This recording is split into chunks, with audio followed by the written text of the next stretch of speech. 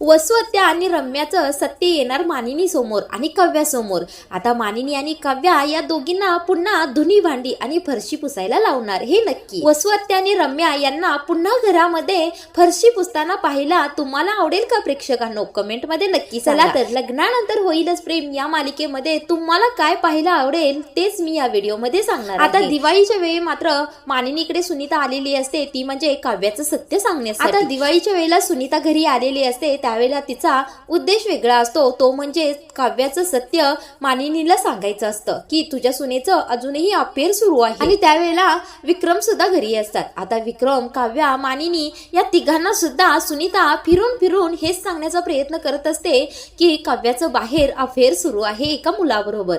आता सुनीताला हे माहित नसतं ना की तो मुलगा मानिनीचाच मुलगा आहे, म्हणजे जीवा आहे. आता तिला बिलकुलही याची कल्पनाच नसते. आता त्यावेळेला सुनीताने खूप जास्त त्रास काव्याला आणि मानिनीला दिलेला असतो. आता सुनीताचं ऐकून मानिनी सुद्धा काव्यावर खूपच चिडलेली असते, नको नको ती तिला बोललेली असते. मात्र दिवाळी दिवशी सुनीताचं मानिनी काहीच ऐकत नसते. तिच्या हातून तो पेनड्रॉय घेऊन कचा कचा खलबत्त्यामध्ये चेचून फेकूनच देते आणि तिला बाहेर घरातून काढते. त्याच वेळेला सुनीताने तिच्याबरोबर नातं तोडलेलं असतं. मग आता परत सुनीता तिच्या घरी आलेली असते. आता मात्र सुनीता आणि मानिनी यांचं नातं तुटलेलं असतं. आता पुन्हा सुनीता मानिनीच्या घरी आलेली असते. का बरं? तर यावेळेला सुनीताला चांगलीच जाग आलेली असते. आता तिला हे कळलेलं असतं की काव्याचं ज्या मुलाबरोबर अफेअर आहे तो मुलगा दुसरा तिसरा कोणी नसून जीवाच आहे.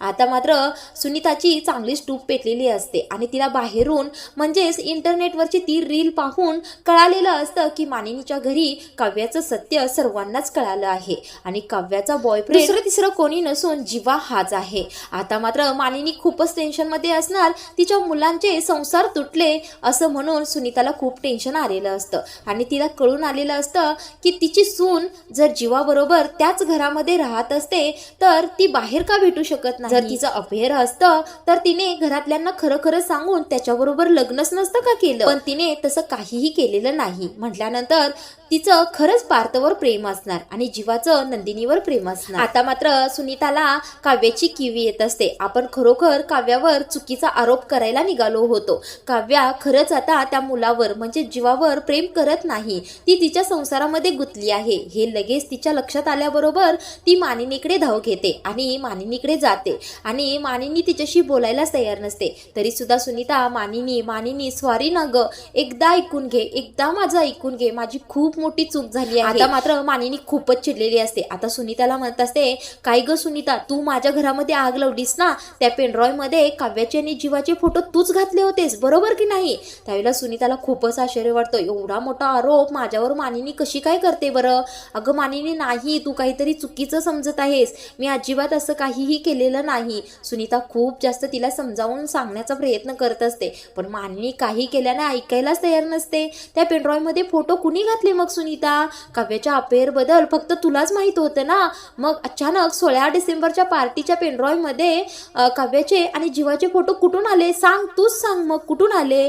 त्यावेळेला सुनीता खूपच अशी हलक्या सुरामध्ये मानिनीला म्हणत असते, अगं मानिनी, खरंच मला तुमच्या 16 डिसेंबरच्या पार्टीबद्दल काहीच माहित नव्हतं. त्या दिवशी मला घराबाहेर काढलंस ना, त्याच दिवशी मी तुझ्याबरोबर नातं तोडलं होतं. मी इंटरनेटवरची तुमच्या घरची रील पाहिली आणि माझ्या सगळा प्रकार लक्षात आला आहे बघ.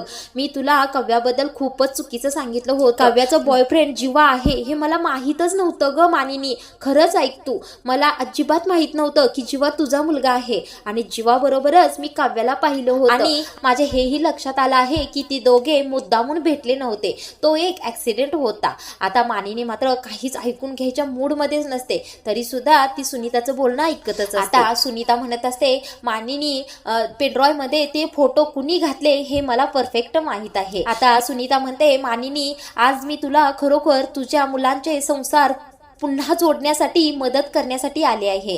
माझं तू ऐकलंस तर तुझ्या पार्थचा आणि जीवाचा सुखी संसार पुन्हा सुरळीत होऊ शकतो. आता सुनीता असं म्हटल्यानंतर मानिनी मात्र ऐकायला सुरू करते. बोल ना ग सुनीता, काय असं करायला हवं, काय करायचं? बोल ना सुनीता, काय करावं असं की या चौघांचा संसार पुन्हा सुरळीत सुरू होईल? त्यावेळेला मानिनी म्हणते, अगं काव्या आणि जीवाचं अफेअर होतं हे मला माहीत नव्हतं आणि त्या दोघांचे फोटो ना त्या पेनड्रॉय मध्ये मी नाहीत घातले, तर तुझी ननंदबाई म्हणजे वसुहत्या आणि त्यांची मुलगी रम्या माझ्याकडे 2-3 वेळा आले होते आणि कसून चौकशी करत होते की काव्याबद्दल जीवाबद्दल सतत विचारत होते. मग त्यांनीच या पेनड्रॉइव मध्ये फोटो घातलेले नाही कशा? तू जरा त्या दोघींवर लक्ष ठेव. त्या दोघींनीच हा सगळा प्रकार घडवून आणला आहे, मला याची खात्री आहे. आता सुनीता आता मानिनी म्हणते, सुनीता तुझ्याकडे काय पुरावा आहे की त्या दोघींनीच हे सगळं केलं आहे? त्यावेळेला सुनीता म्हणते, अगं त्या दोघींनी तू जो फोडून टाकलेला पेनड्रॉइव होता ना तो दुरुस्त करून आणला आहे आणि त्यामधील फोटो त्या पार्टीमध्ये दाखवले आहेत. त्यामुळे हा सगळा प्रकार त्या दोघींनीच घडवून आणला आणि या दोघींमुळेच तुझ्या मुलांचा संसार मोडला आहे. आता हे ऐकून मानिनी खूपच चिडते. आता मानिनीला काय करावं तेच सुचत नसतं. जाते पटकन वसुहत्या आणि रम्याच्या रूम. आता मानिनी हा सगळा प्रकार काव्याला सांगते. आता काव्या सुद्धा खूपच चिडते. काव्या आणि मानिनी दोघी जातात वसुहत्यांकडे आणि त्या दोघींना म्हणतात, तुम्ही दोघी सुधारणार नाही ना, तुम्ही दोघींनीच आमच्या चौघांमध्ये भांडणं लावली. आता काव्या म्हणते, आत्याबाई तुम्हीच त्या पेनड्रॉइव मध्ये माझी आणि जीवाचे फोटो घातले, तुम्हीच आमच्या चौघांचे संसार मोडले आहेत. आता आम्ही तुम्हाला सोडणार नाही.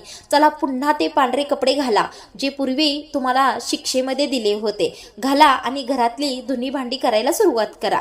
आता काव्या खूपच चिडलेली असते. आता ती रम्याला फरशी पुसायला लावते आणि वसुहत्यांना घरातील साफसफाई करायला लावते. आता मात्र मानिनी आणि काव्या वसुहत्यांना माफ करणारच नसतात, कारण यांच्यामुळेच पुन्हा एकदा काव्याच्या आयुष्यामध्ये खूप मोठं संकट आलेलं असतं. आता वसुहत्यांची एवढी मोठी चूक काव्या, नंदिनी, जीवा, पार्थ माफ करण्यासारखी नसता. वसुहत्या आणि रम्यानी एवढी मोठी चूक केलेली असते की त्यामुळे नंदिनी आणि काव्याचा दोघींचा संसार पुन्हा एकदा मोडलेला असतो. दोघींची स्वप्न पुन्हा एकदा उद्ध्वस्त झालेली असतात. त्यामुळे काव्याचा तर भडकाच झालेला असतो. आता ती काही ऐकणारच नसते. आता या दोघींना शिक्षा करून झाल्यानंतर काव्या पुन्हा एकदा पार्थकडे जाते आणि त्याला समजावून सांगण्याचा प्रयत्न करत असते की हे फोटो सगळे आमचे लग्न अगोदरचे आहेत आणि लग्न झाल्यानंतर आम्ही दोघांनी एकमेकांकडे अशा दृष्टीने पाहिलेलं सुद्धा नाहीये. पार्थ तुम्ही माझ्यावर एकदा विश्वास ठेवा. आणि इकडे जीवा सुद्धा नंदिनीला सगळा प्रकार सांगतो आणि तिला सुद्धा सांगतो की नंदिनी,